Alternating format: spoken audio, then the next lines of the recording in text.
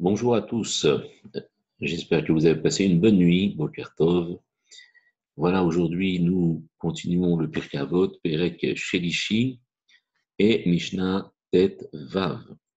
Alors, cette Mishnah est particulière puisqu'elle est le fondement même de la notion du libre arbitre, de la description du libre arbitre. Et d'ailleurs, le Rambam dit sur cette Mishnah, il dit la chose suivante: Ze Amar Kolel Devarim Gidolim Meod. C'est un Mahamar, c'est une parole, un enseignement qui contient des choses énormes. Donc, regardez bien cette Mishnah et je vous invite à méditer là-dessus. Alors, Mishnah Tetvav, Hakol Tsafouille, tout est attendu, tout est connu, tout est clair aux yeux d'Akadosh Baruch Hu. Ici, le mot Tsafouille peut venir du mot Tzipita Yoshua, ce que tu as espéré. Mais ça peut vouloir dire aussi attendu, c'est-à-dire qu'on s'attend à cette chose. C'est-à-dire qu'Akadosh Baruch Hu sait tout ce que l'on va faire. Et donc, si c'est tout ce que l'on va faire, la question qui revient le plus souvent, le plus fréquemment, c'est donc où est notre libre arbitre là-dessus.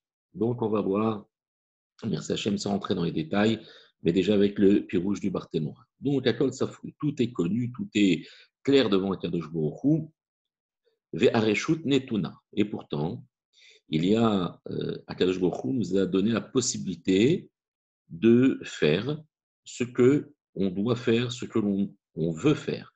Donc nous avons un Reshut Netuna, ça veut dire que il y a le libre arbitre qui a été donné à l'homme et il peut faire quand bien même Akadosh Baruch Hu sait tout à l'avance. Ou Betov, Olam, et avec le bien, Olam Nidon, le monde est jugé. Ça veut dire que Akadosh Baruch Hu juge favorablement avec un élan de rahamim, de miséricorde. Vakol, les filles, rov hamaase, et tout dépend, et selon le rov hamaase, la majeure partie des actes de l'être humain. Alors, c'est extrêmement dense, mais on va juste donner le pirouge du Barthénora, et après, il y a un cours que j'ai donné en vidéo que vous retrouverez sur ma chaîne, qui s'appelle Pourquoi choisir quand on ne peut pas, qui en fait reprend un petit peu cette idée de libre arbitre et à la fois de connaissance du futur et de l'omniscience d'Akadosh Baruch Hu, en quoi ces deux paramètres peuvent continuer à coexister ensemble, même si c'est difficile selon notre entendement humain. Alors, Akol Safoui, ça veut dire Kol Maché Adam Ose, tout ce qu'un homme fait, mais Hadrea Hadarim Galoui Lefanam, même s'il les fait dans les recoins des pièces les plus retirées, eh bien c'est galouille, c'est évident, c'est dévoilé devant un Kadosh Baruch Hu, et donc l'homme pourrait croire que lorsqu'il fait les choses en cachette, Dieu ne le voit pas. Ben, filou bechadre chadarim, même dans les recoins des pièces les plus reculées, eh bien Kadosh Baruch Hu, c'est tout ce que l'homme fait. Ve'areshut netuna. Et on va dire le libre arbitre est donné à l'homme. Ici, reshut, ça veut dire la permission, mais ça peut se comprendre comme le libre arbitre, comme nous dit le Barthénora. Begado shel Adam la sottov vara.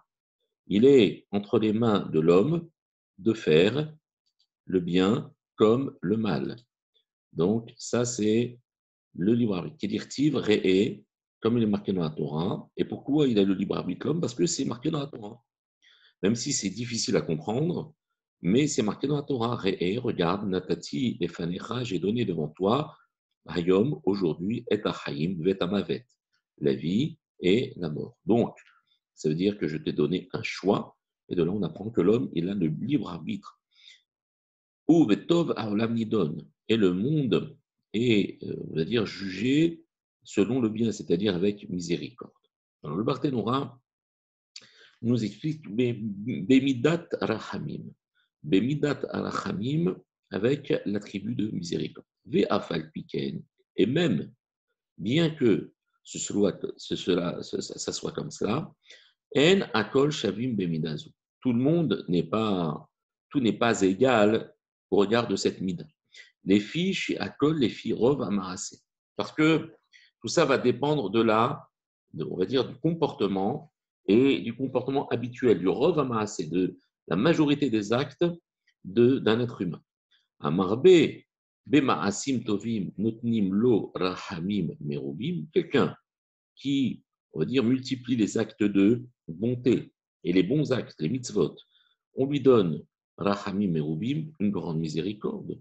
Ve'amamait bemaasim tovim, et celui qui restreint, qui diminue les bonnes actions, mais ma'atim, on lui diminue l'eau à lui, berachamim, on lui diminue cette notion de miséricorde.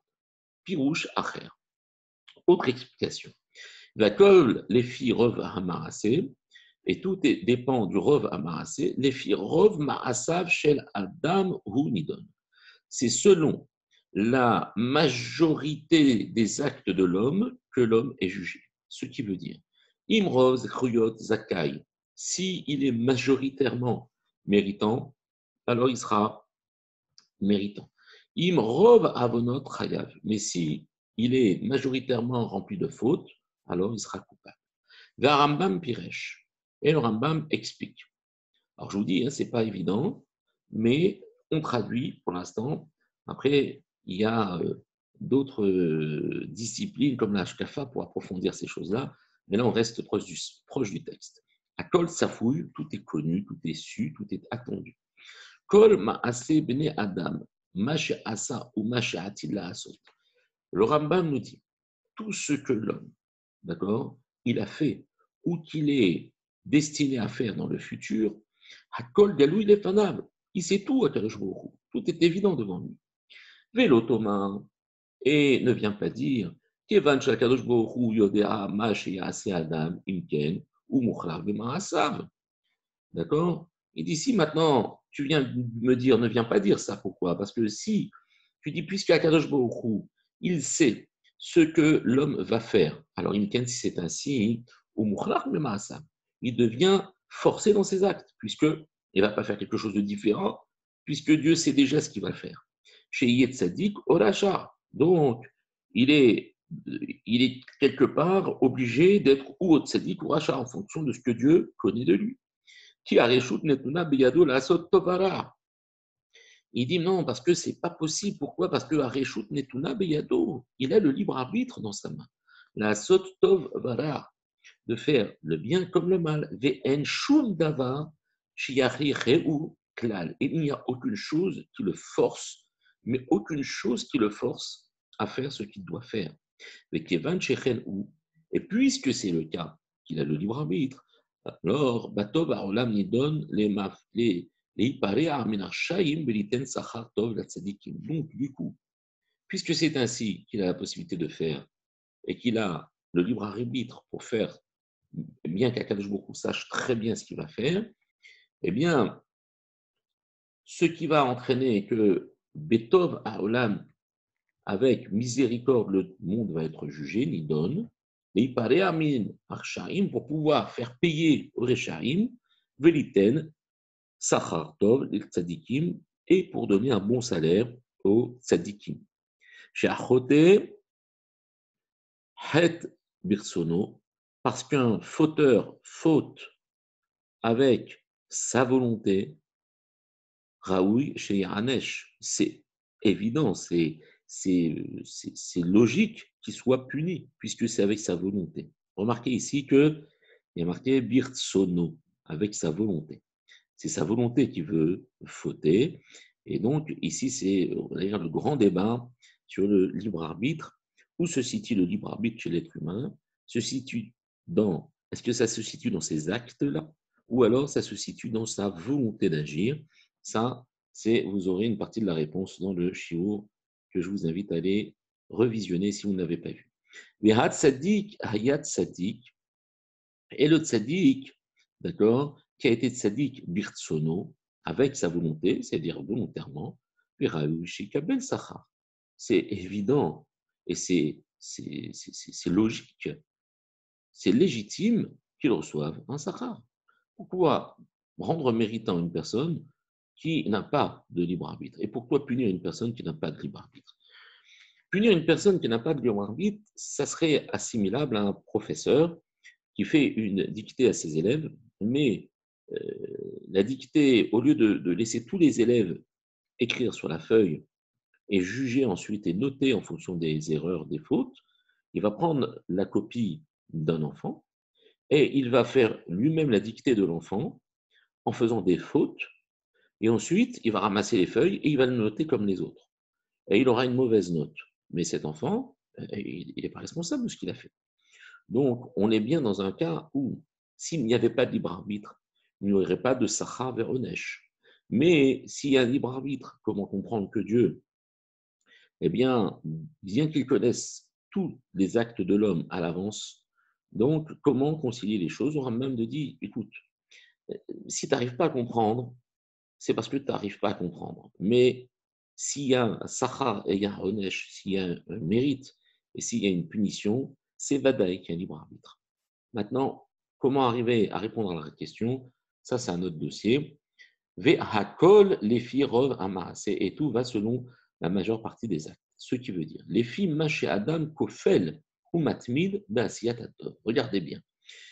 Ici, un homme va être jugé en fonction de kofel, c'est-à-dire que le kofel, c'est répéter l'acte. Kafoul, ça veut dire doubler. Alors, en fonction de ce que l'homme a l'habitude de faire, ou matmid, il est assidu dans l'accomplissement du bien.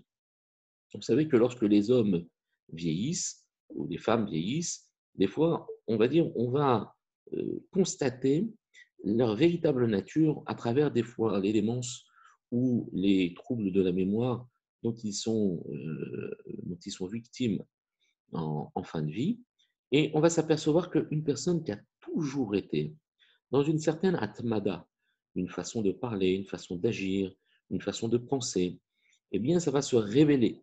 C'est-à-dire que comme si le masque de la personne s'en allait et la véritable personne apparaît derrière ce trouble du comportement. Car alors, scharo meroubé. Donc, du coup, cet homme aura un salaire grandi du fait qu'il était matmid basiatatov, c'est-à-dire assidu dans l'accomplissement du bien. Chez Enodomé, Amechalek, Meaze Ovim, écoutez bien ça, il ne ressemble pas à une personne qui partage Meaze Ovim, c'est-à-dire 100 pièces d'or, l'Itzedaka pour donner un Tzedaka, Bemea Pehamim, qu'une personne qui les donne en même temps, les 100 pièces d'or en même temps. Ça veut dire que, remarquez qu'il n'y a pas simplement dans le but que les choses sont importantes, mais avec les moyens avec lesquels ces choses ont été accomplies. Si un homme il donne la tzedaka 100 pièces d'or en une seule fois, eh bien ça ne ressemblera pas, pourtant il a donné 100 pièces d'or, à un homme qui donne pendant 100 jours, par exemple, ou à 100 reprises, une pièce d'or, le but est atteint, il aura donné 100 pièces d'or, mais l'influence et l'impact que ça va avoir sur cet homme n'est pas du tout le même. Et les Khamim nous disent qu'une personne qui est radine et qui a du mal à sortir son argent, même si il vaut qu'un seul euro à la tzedaka comme budget annuel, eh bien, au lieu de donner 1 euro, qu'il donne 100 pièces de 1 centime. De telle manière que cet homme-là fera 100 gestes, et ces 100 gestes auront une influence considérable sur cette personne et lui permettront de surmonter ce terrible défaut qui est la radinerie. Alors, donc, la personne qui donne et qui partage 100 pièces d'or à la tzedaka, en 100 fois, les noten otam beparmachat à celui qui la donne et qui donne ces 100 pièces en une seule fois. Les girsat Rambam hi, et la version du Rambam qu'il a de la Mishnah, v'yakol les filles rov hamarase. Et tout dépend, et tout est selon la majeure partie de l'acte, d'accord? C'est-à-dire ici de la façon dont l'homme se comporte. Ici, c'est pas rov hamarasav, la majeure partie de ses actes, mais ici rov hamarase, comme si en fait ces actes n'étaient qu'un seul acte. Pourquoi? Parce que c'est dans une atmada, dans une assiduité qui fait que finalement l'homme et son acte ne font qu'une seule et même entité. Il est son acte et son acte lui ressemble. Donc ici, la notion de marasé, c'est une sorte de klal, c'est-à-dire d'esprit global de l'acte que l'homme va accomplir. Aval, lo, alpi, amarasé, et non pas comme d'autres personnes auraient la girsa, la version, d'autres rishonim aurait la version, mais pas selon le marassé, c'est-à-dire selon l'acte. Ici, Rov ha-marassé, ça veut dire comment l'acte est majoritairement comment dire, évalué par l'homme. Comment l'homme va agir, sa façon d'agir, la majeure partie de ses actions vont constituer le support de son jugement et du jugement d'Akadosh Baruch. Voilà. Bonne journée à tous, Kol Tuv.